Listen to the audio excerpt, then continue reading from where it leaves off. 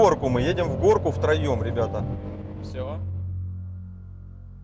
Машина одобрена, пацаны, просадок нет. 14,5 вольт.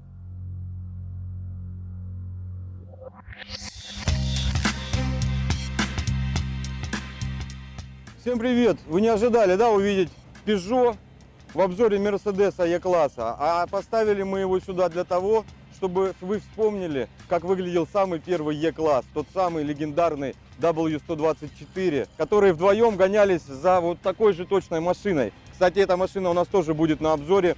Это не просто копия того самого Peugeot. Этой копии поставил лайк и откомментировал сам Люк Бессон. Итак, вспомним, как выглядел первый в истории E-класс.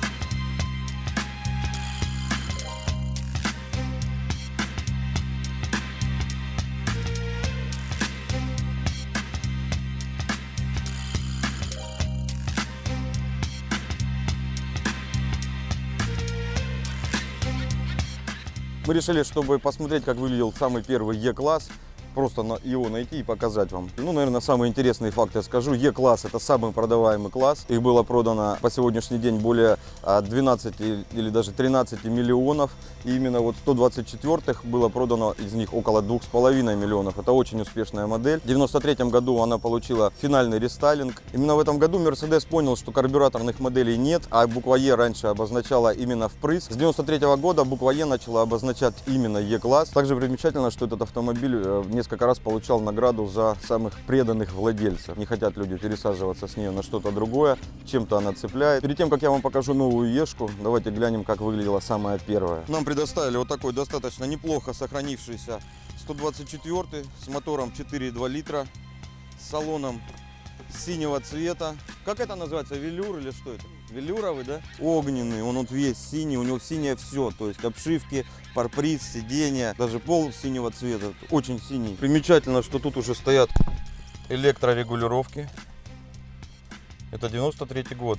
В России не было еще даже инжекторов. Ну и что, Тёма, ты затроллишь новую Ешку? Я вам уже скажу, он просто уже сидел в новой, мы снимали ее вчера, сегодня приехали. Угол наклона спинки здесь намного удобнее подлокотник, я не упираюсь ногами в сиденье, удобнее подсадка в машину, я не цепляюсь ногами за порог, вот, и мягче просто сама по себе спинка. Почему-то самый первый E-класс был сзади больше, хотя спереди места меньше. Наверное, поэтому и пошло, что машина для пассажиров.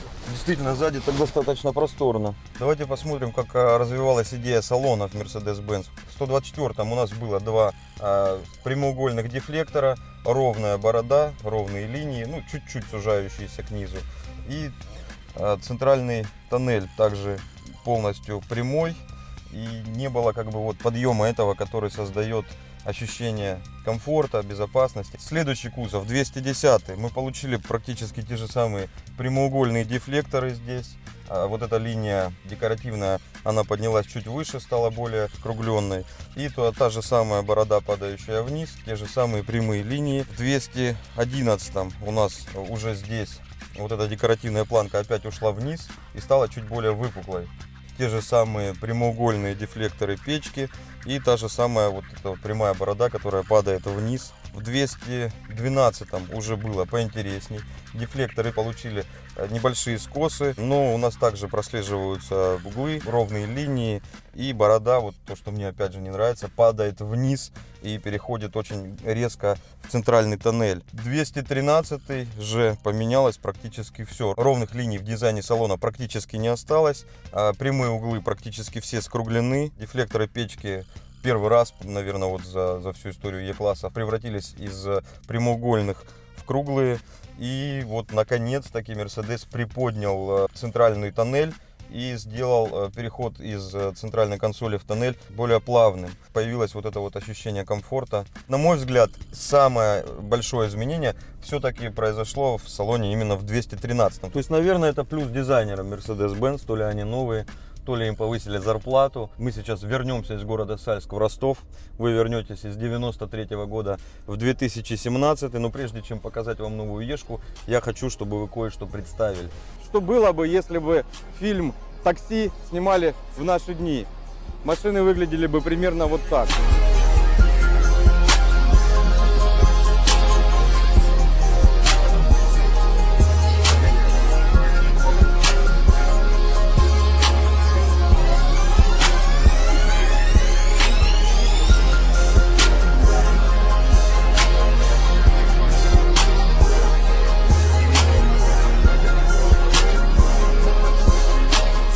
красивая музыка, смена кадров, лампы, фонари. Вы этот канал не за этого смотрите. Сегодня у нас, как всегда, необычный обзор. Я вообще не должен снимать обзор Мерседеса. Я курю, ругаюсь матом и езжу на BMW. Однако, у вас возник вопрос, почему мы снимаем этот обзор и что это вообще за ешка. Я выкинул в Инстаграм упоминание об этой ешке, фотографию салона.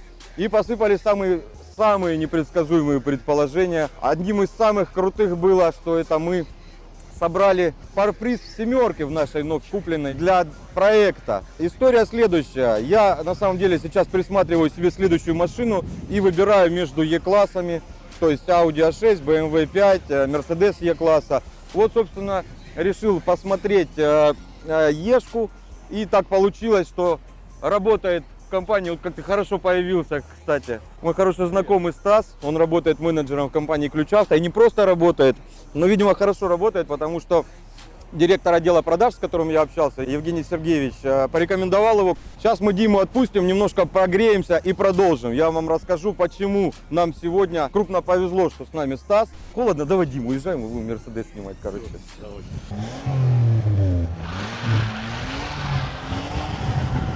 На самом деле Евгений Сергеевич меня обманул. Я давно выкинул фотографию Мерса и сказал, что у нас будет обзор. И это была белая Е200. Но, как в итоге оказалось, обманул меня Евгений Сергеевич не зря. Я его коварный план понял. Вместо белой Е200 мы получили черный Е400. 333 лошадиные силы, 480 ньютонов крутящего и полный привод. Вкратце посмотрим снаружи, потому что это, наверное, самое, что здесь очевидное. В отличие от предыдущих Е-классов, да, особенно последних 212-х, здесь достаточно однозначный дизайн. Он действительно очень круто выглядит. И поспорить с этим очень тяжело. Если предыдущие обвиняли там в скучности, там, в излишней консервативности, сейчас эта машина выглядит просто бомбически. Но есть один у нас косяк, есть. Напомню, я не профессиональный обзорщик.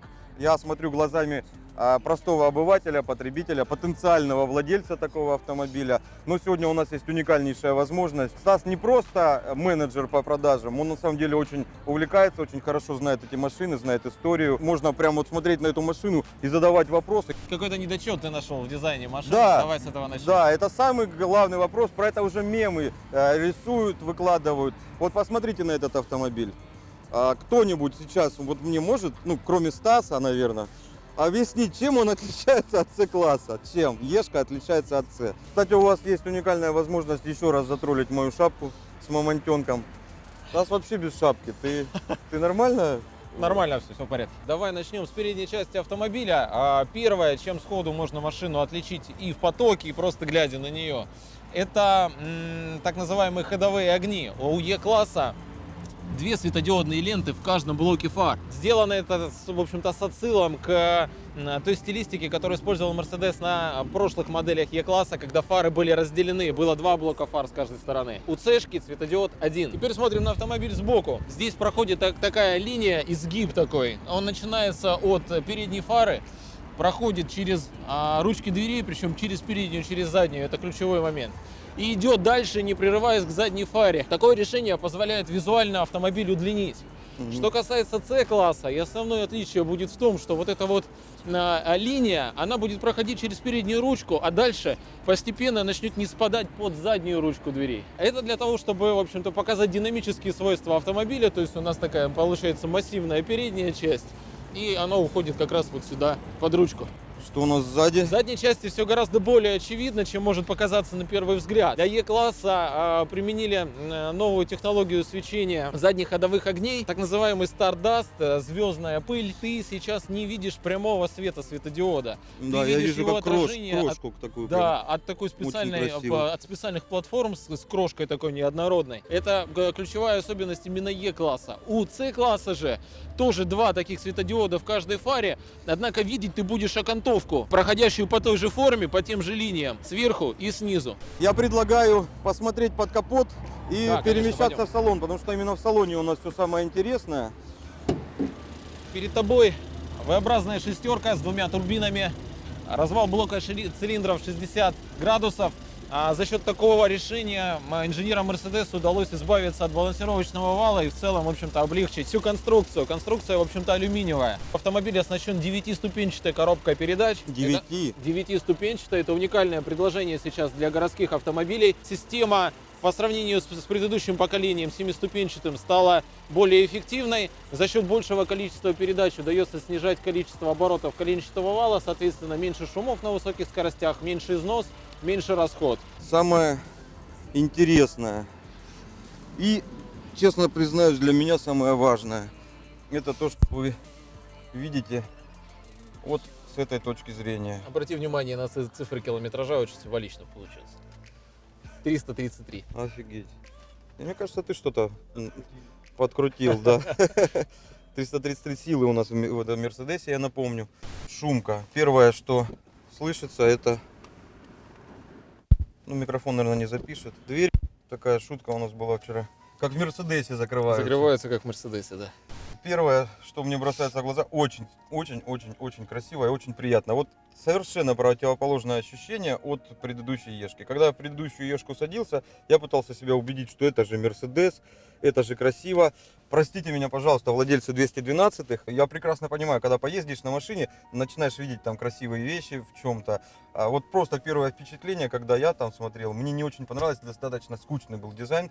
Здесь у нас была под прямым углом панель управления, прямые все линии. И вот что мне не нравилось, не было подъема центральной консоли вверх. Что же происходит теперь? Мерседес как будто бы меня услышал. Они это сделали. А в новой BMW сделали все наоборот. Здесь у нас торчит панель управления и заходит туда вниз. Получается свободное место, а потом только продолжается консоль. И еще обрати внимание, что создает такой дополнительный уют. Это переход вот за центральной консоли в дверь.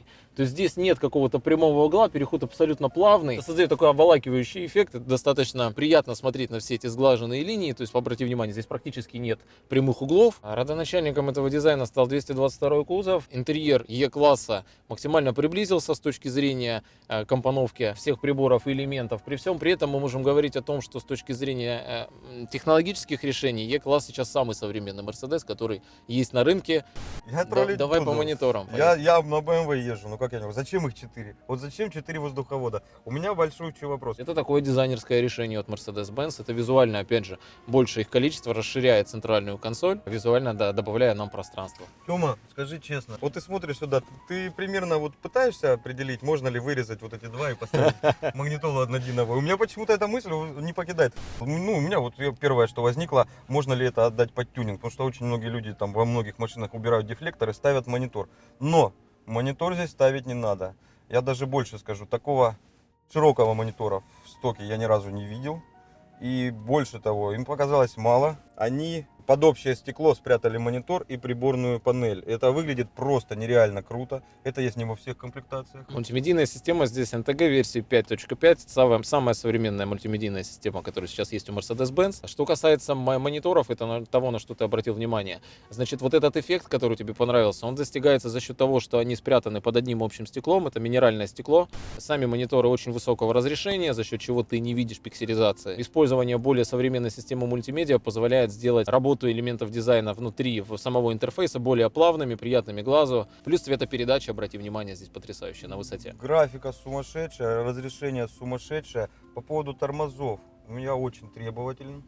Я бы сделал быстрее, но должен признать, что это, наверное, самая быстрая графика, что я видел.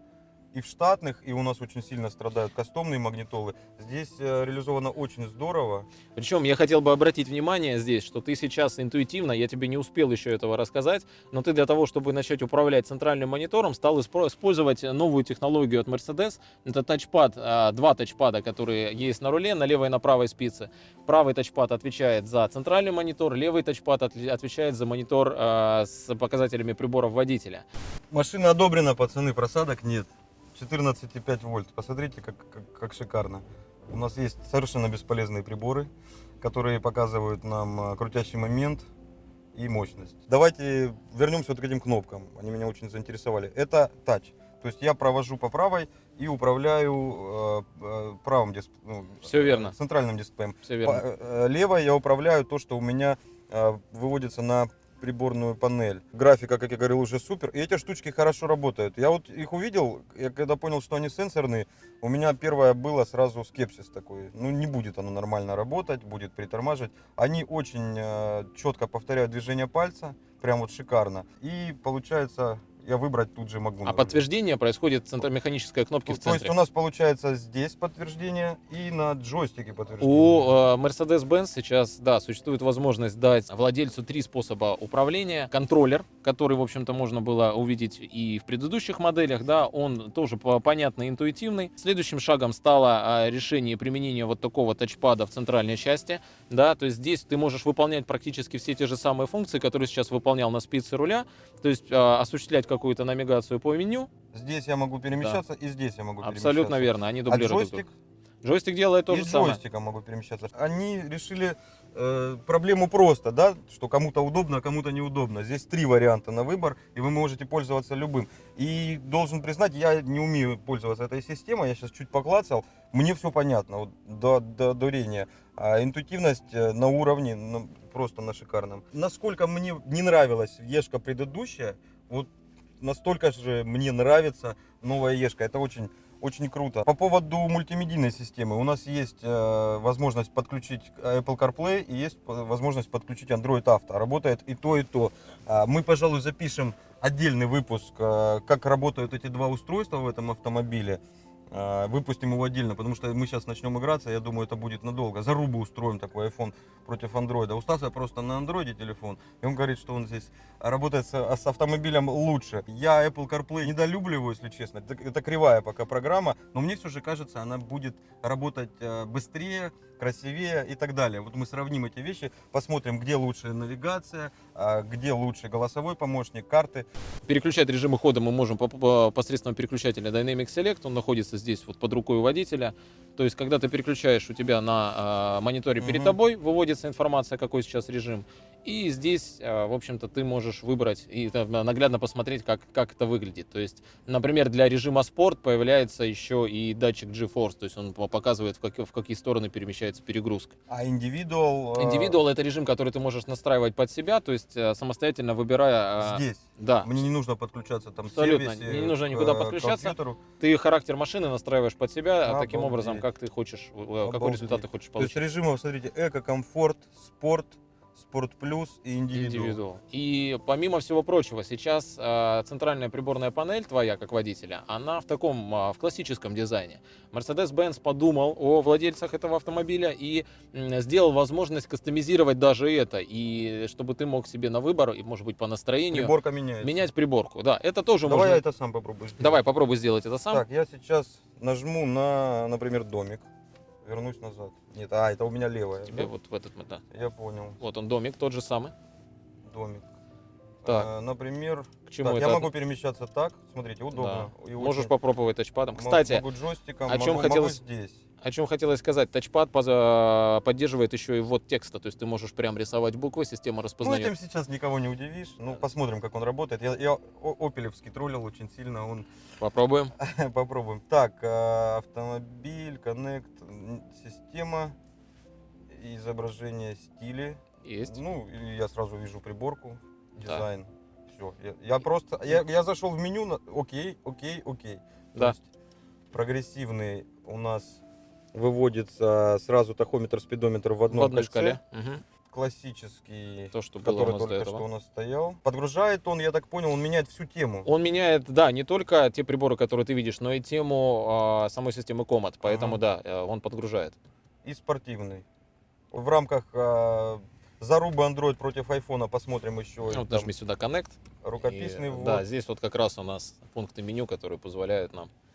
CarPlay, Android Подключать Auto. различные девайсы, шикарно. да. Итак, мы сели, готовы поехать. Мы закончили бюрократические всякие вещи, я расписался. Это обычный тест-драйв. Вот, ну, реально выделили машину на обычный тест-драйв менеджера. Я расписался сейчас, что я обязуюсь не ехать боком более 90 градусов, да, и свыше 260.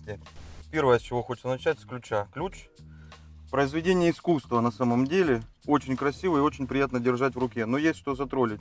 Как и в случае с 7-м айфоном, в цвете Black Onyx, по-моему, называется. Этот глянец, я думаю, будет царапаться и будет лапаться. Ну, я в этом не уверен, я только предполагаю. А так, шикарное прям устройство. Дальше, что бросается в глаза, это вот черное громадное стекло. Я уже сказал про дисплей, но вот насколько круто они выглядели во включенном состоянии, настолько же круто он выглядит выключенный. Они практически не разделяются, только если вот присмотреться, видно линию разделения. И получается у нас вот такой вот нереально широкий iPad. Очень красиво выглядит. Очень мне тоже не нравились в предыдущих мерсах вот эти вот айпады, которые сверху стояли. А они как бы не стали от этого отказываться, а пошли дальше. Они это утопили вниз, сделали вот более узкую, что ли, тонкую, да, окантовку. И выглядит очень богато, очень красиво. Так, давай заведемся. Mercedes-Benz. Ну, вдруг вы забыли. Так, 333 километра у нас пробег. Ребята, мы в новой Ешке за 4 миллиона, 4300, да, она стоит? Да. Без пробега, она очень новая. Попробуем прокатиться. Я сразу же попытался схватиться за ручку. Я сейчас сделаю признание. Первый раз в своей жизни я еду на Е-классе за рулем. Шумка, на первый взгляд, хорошая. Сейчас посмотрим, как на дороге будет. Сейчас, конечно, шумоизоляция близка к кастомной. В заводских вообще машинах очень редко, когда бывает хорошая шумка, даже в бизнес-классах, в представительских классах. Мы сейчас возле оживленной улицы Малиновского находимся. И вот грузовик едет, его практически не слышно. Пересев с дивана на диван, меня сложно удивить будет, конечно. В принципе, ощущения такие же, но должен отметить плавность хода. Она другая. То ли у меня машина уже устарела. Ну, вот я недавно ездил на свежей пятерке, разницы в принципе не почувствовал. А этот кочки глотает прям как-то по-другому. Амортизаторы в данном случае в этой комплектации у нас так называемые селективные. Соответственно, они работают в разных режимах для разных типов дорожных покрытий. То есть, если у нас мелкие какие-то неровности, амортизатор работает не на полную, а отрабатывает только частью для того, чтобы сглаживать вот эти мелкие неровности. Стоит сказать, что мы едем на полноприводной машине. Тут не просто сумасшедший крутящий и 333 лошади. У нас еще есть полный привод. Вы ждете, я знаю, вы все ждете, и я жду. Мы выйдем на трассу, чуть-чуть нажмем, но у нас есть обязательства, да? Мы не сможем ехать быстрее 60 км в час в городе и 90 по трассе. Но может чуть-чуть выйдем за рамки этого режима. Все-таки машина у нас сегодня необычная. Можем до 110 позволить себе в рамках скоростного режима. Кочки, правда, прям. Ну, новая, наверное, потому что машина. Ну и что-то доработали. То, что ты говоришь, чтобы это не было, оно работает. Селективная система амортизации, да, здесь она работает. Вот кто бы вам еще это сказал? Ребята, видите, какой у нас уникальный сегодня обзор? Вот я вам вначале сказал, что нам повезло, что Стас сегодня. Я бы не ехал сейчас на Ешке и не сказал бы селективная и то, что ты дальше сказал. Еще и камера, да, стоит. У меня он знак 40. Это он где-то его увидел? Значит, да, в основании зеркала у нас установлена камера, которая считывает знаки дорожного движения, выводит тебе ограничения. Более того, через интерфейс системы ты можешь выставить себе звуковое напоминание. Например, система сейчас видит, что у нас ограничение 40. Ну, она там блыкнула, когда мы чуть-чуть нажали. Ты можешь выставить звуковой сигнал, например, когда ты от этой цифры уйдешь на 25, на 30 километров выше, тогда она начнет тебе сообщать, что ты превышаешь. У нас плавно темнеет. Мы специально так съемки подгадывали, чтобы... Обычно я подгадываю, чтобы по светлу успеть, потому что плохая картинка будет. У нас будет сегодня плохая картинка, возможно, на улицу, но очень хочется показать вам вот эту подсветку. Она безумно красиво выглядит, особенно ночью. Можем называть это комфортным освещением салона. В Mercedes-Benz E-класса эта подсветка имеет 64 цвета, которые можно, опять же, используя интерфейс системы, настраивать по своему настроению, по своему усмотрению. Надо признать, они совместили несовместимое. Кто бы там в начале 2000-х или тем более в 90-х сказал бы, что салон Мерседеса будет гореть как новогодняя елка, это очень смелый шаг, тем более для Мерседеса, для этой консервативности. Обратим внимание, не как новогодняя елка, да, почему подсветка называется ambient или комфортная. Смысл в том, что он гармонично вписывается в новый дизайн салона, причем подсветка есть вот в этой центральной части, которая тебе так понравилась, да, которая переходит вверх. Она идет по периметру всего салона, включая задние двери. И она идет вокруг мониторов, создавая такой эффект парения, да, то есть когда они как будто оторваны от центральной консоли и висят перед тобой в воздухе. Вот система нам показывает как Да, раз там знак 50 был, кстати, вот он показывает на приборке 50. знак 50. мы А он ехали, еще да. что-то считывает, он тормозит, я так понимаю. Значит, Помогает, да, Да, тормозить? что касается систем безопасности, здесь есть такая система, которая отслеживает дистанцию до впереди идущего автомобиля. Если дистанция сокращается слишком прогрессивно, да, то есть или он понимает, что впереди идущая машина тормозит, а ты продолжаешь ехать на полном ходу, например, а система тебя оповестит об этом. То есть она может оповестить несколькими путями. Вывести на центральный бортовой монитор перед водителем треугольник, такой значок о том, что дистанция сокращается. Вот он у тебя Вот, сейчас да, он появился. появился. Соответственно, если вот эта прогрессия сохраняется или она более резкая до сокращения дистанции, появится еще звуковой сигнал. В случае, если ты и при этом не начинаешь реагировать, система начнет применять торможение самостоятельно. Так. Ух.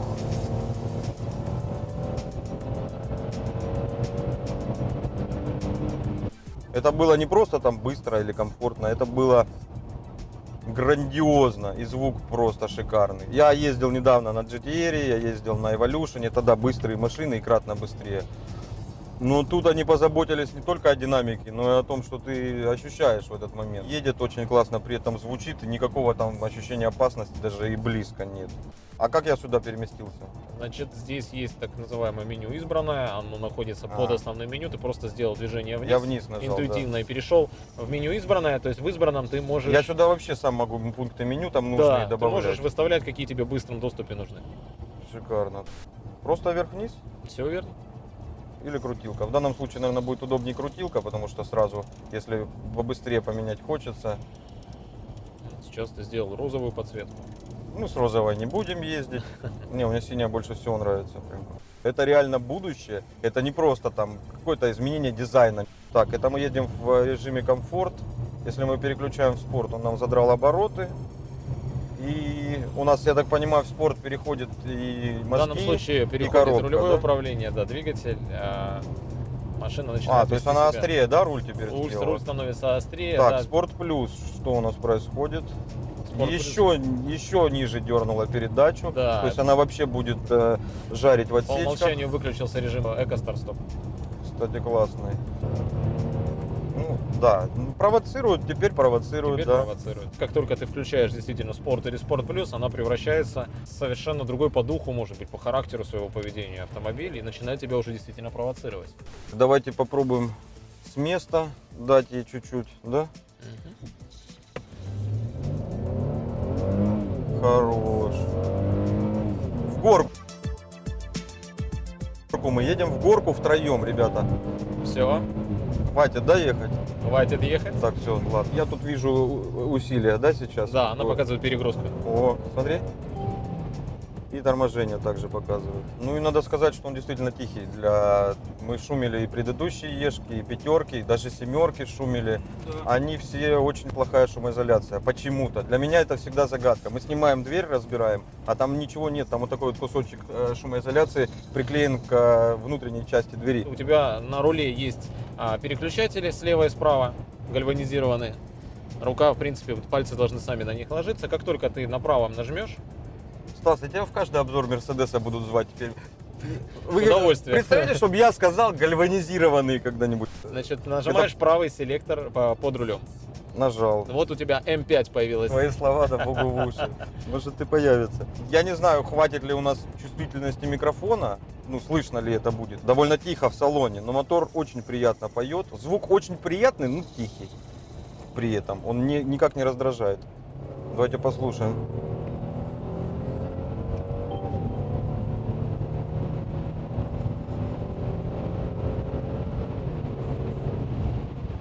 Даже не знаю, запишет он это или нет. Я думаю, должно быть погромче. Они тут все-таки консерватизм проявили. Ну, Да, здесь- хочешь громче, бери AMG. Автомобиль очень понравился. До меня Mercedes донес эту мысль, но я ее охарактеризовать, наверное, сейчас не Сейчас смогу. Mercedes-Benz E-класса в кузове 213 можно охарактеризовать двумя словами. Это современная роскошь. Что от него ожидают, в нем есть. При всем при этом в нем есть то новое, чего, может быть, не было раньше. И развитие того, что было уже хорошее, дальше, лучше, 9-ступенчатый автомат, развитие моторов, да, развитие системы полного привода, развитие интерьера, развитие дизайна. Экстерьер вышел на совершенно иной уровень. Обязательно приезжайте на тест-драйвы. Наши дилерские центры, сейчас у нас их в городе 2, на Вятской и вот новый на Малиновского 43. Реклама пошла бесплатная. У нас все в формате диалога возникло. Я действительно захотел покататься на новой Ешке. И выяснилось, что я могу донести какую-то информацию для своих подписчиков. И мне предоставили машину на спецусловиях, не на покататься по городу, а на целых 2 дня. Мы 2 дня ее снимаем, нарушили скоростной режим, мы там ехали 111, по-моему, да, на 1 км в час мы превысили. Я надеюсь, компания Ключавто не будет за это Стаса ругать. Обязательно действительно записывайтесь на тест-драйв. Лично мне, вот, кроме автомобиля, понравилось отношение, во-первых, директора отдела продаж. Я ему сразу сказал, есть какие-то там запреты по информации, которую говорить, там, с кем-то сравнивать, не сравнивать. Говори, что думаешь, вот так мне сказали. И отношение Стаса. Это супер, когда в компании работают вовлеченные люди, не которым отработать надо. Обратите внимание, что камера чистая, и она теперь прячется. Она же прячется. Да, она теперь прячется, открывается только при включении задней передачи, ну, либо если владелец хочет сделать это принудительно. Сейчас мы попробуем, как она сама паркуется. Очень интересна мне эта функция. Нужно дождаться, пока система найдет парковочное место для тебя и сообщить тебе об этом. Остановись. Так, что дальше? А вот давай я не буду подсказывать, значит... П она говорит. Она пишет тебе это сверху где парковка? Да. Подтвердить это, наверное, надо просто Enter нажать. Заднюю, да? Да. И все, бросить. Все, бросаешь педали и не трогаешь руль. Блин, мне что-то страшновато, если честно. Там очень дорогие машины. Причем в данном случае... А он еще и подрулил левее, ой. Машина каждый раз разрабатывает собственный алгоритм, учитывая ситуацию, которую отсканировала, пока мы проезжаем. В данном случае задача стоит заехать носом, а машина может также заехать задом. Он и передом будет заезжать? Он сейчас меня просто задом подвернет, да? Он Как сейчас надо. заедет передом в данном случае, видишь? Передом? Да. Он берет сейчас больший радиус. Мы сейчас урежемся вот в этот, это что, кстати, GLS. GLS это? Да. Это GLE, это GLE, GLS белый. Это что же новиночка? И ни у кого, по-моему, такого нету пока, да, класса? GLE внедорожник? Нет, GLS. Ну, почему? GLS это бывшая у конкурентов. GLE это бывшая ML. Там X. У Бэхи максимум X5, но Ну, это, да. в общем-то... Ну и близко, даже не такой большой, да? Причем, обрати внимание, она четко остановилась по переднему бордюру, не задев его. Это круто. Можно нажми забыть. парковку, она сообщает тебе, что возьмите контроль. Выберите и подтвердите. Ну, выбирать нечего, да, просто подтвердите. А вот теперь она предлагает Вперед, назад, задом, да? давай. задом Включи заднюю передачу. и бросить тормоз. Не нравится мне это делать возле автомобилей. Тут суммарная стоимость, я даже считать не буду, заезжает. Просто мы это делаем, ребята, чтобы вы понимали, по гололеду. А там что за мотор такой стоит? Машина в режиме реального времени сейчас просчитывает алгоритм парковки, учитывая все факторы. Если сейчас человек появится, она, наверное, будет ждать или она прервет. Она сигнализирует нам, да, о том, что препятствие. И прям ровненько в бордюр подъехала. Теперь мы можем Супер. попробовать выехать. Опять эту кнопку, да? Включаем систему, она спрашивает, куда мы хотим выехать, налево или направо. Ага. Все, теперь она предлагает тебе взять управление. Подведем итоги. Больше всех, наверное, расстроятся после выхода Е-класса владельцы С-класса, потому что владельцы Ешки теперь получают очень много вкусняшек, которых не было в предыдущем Е. Сам Е-класс – это реальный апгрейд. Я надеюсь, вам обзор очень понравился, потому что мне снимать его тоже очень понравилось. CLS AMG, да, поехал.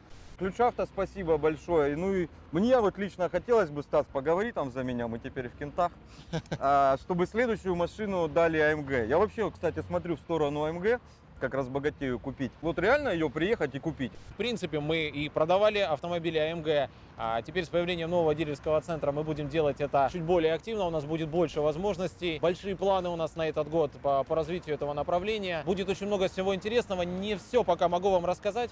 Могу сказать точно, что для поклонников Формулы-1 мы сделаем все возможное, чтобы можно было собираться и следить за прямыми трансляциями Королевы автоспорта, за успехами Mercedes AMG Petronas F1 в лице Льюиса Хэмилтона и Вальтери Боттаса, который на сезон 2017 года подписал уже контракт.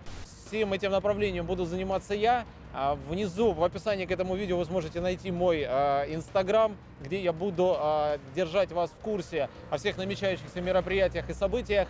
Ну и буду стараться радовать вас интересным контентом на тему Mercedes AMG. Если вам понравилось то, что мы сделали сегодня, мы постараемся подготовить для вас сюрприз, сделать более тематическое видео уже на тему автозвука. У нас пока Да. в стадии переговоров. Стас сказал, было бы неплохо снять обзор такой про аудиосистемы именно в Мерседесе. Там сейчас есть, я так понял, что рассказать, да, про их Да, градации. существует, да. Я пока рассматриваю это видео. Давайте вы решите, если вы считаете, что такой обзор нужен, действительно, про обзор штаток. Именно обзор штаток в различных классах и в различных комплектациях. Ставьте лайк под видео и пишите это в комментариях. Обязательно, если действительно мы увидим, что это народу интересно, снимем. Потому что, у меня такое ощущение, что не факт, что это будет людям интересно. Короче, вы нам скажите Посмотрим, пишите об в этом. комментариях, ставьте лайки, мы Да. поймем. Это был канал Loud Sound. Хотя я думаю, что чтобы сделать завершение, мы поедем на Театральную площадь. Это Саша со своим квадрокоптером. Он нам сегодня очень сильно помог снять такой шикарный обзор. Нам, наверное, его даже было интереснее снимать, чем вам смотреть. Извините за звук. Это Стелла, это Ростов-на-Дону. Это был канал Loud Sound. Всем пока, живите громко.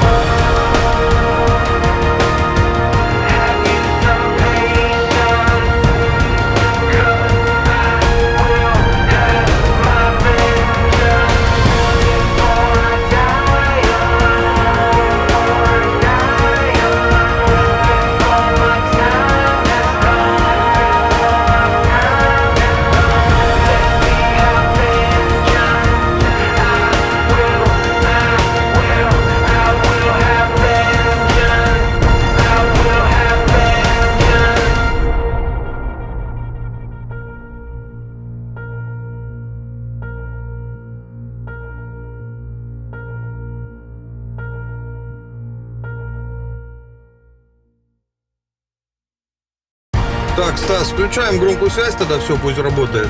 Это Саня, это редкие кадры за кадром. Стас, ты на связи, да? Да. 9 метров. Гуляет, ветер есть, да? Есть. Могут быть провода и фура. И фура может снести. Единственное, у нас там, мост сейчас начинается, да? Я за этой стартую. Скорость нормальная? Отлично. Да, сейчас супер. Это мы только что пролетели Над проводом? над проводами, по-другому не скажешь. Вот ты отчаянный. Подписывайтесь на его канал, я ссылку прикреплю в описании. Называется 77-й. Супер крутой пацан. Мы сегодня вот эти кадры, которые на М4 снимали. Я не знаю, кто бы решился на это. Это было круто.